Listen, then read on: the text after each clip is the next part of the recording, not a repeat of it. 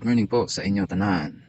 Subukan natin mag-Tagalog kahit hindi tayo marunong. Ito nga pala guys, hindi pa nakakaalam. Ito yung ginagamit namin kung tuwagin Eros. Ginagamit namin to sa tuwing summer lamang. Kasi sobrang init na dito pag tuwing summer na. Napapansin nyo ba guys, bakit may mga butas?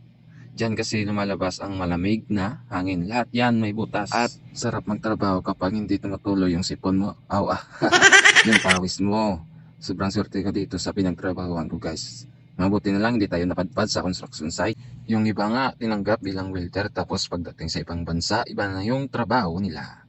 Yun nga masaklap doon pero trabaho pa rin, at least kumikita pa rin. Ay yung haba pala guys ng Eros is 1 meter and a half siguro. Estimated lang yan. Lagay ko na sa katawan ko guys. Yan. Ganyan lang yan.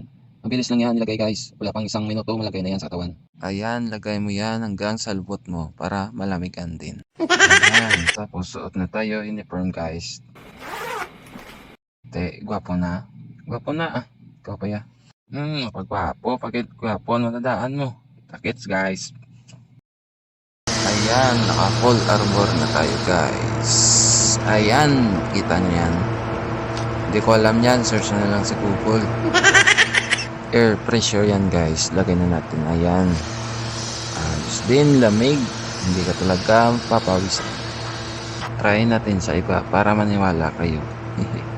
Nga pala guys, yung grinder dito at saka pencil grinder ay naka air pressure na. Postin nyo lang po yung video, ipakita ko sa inyo to.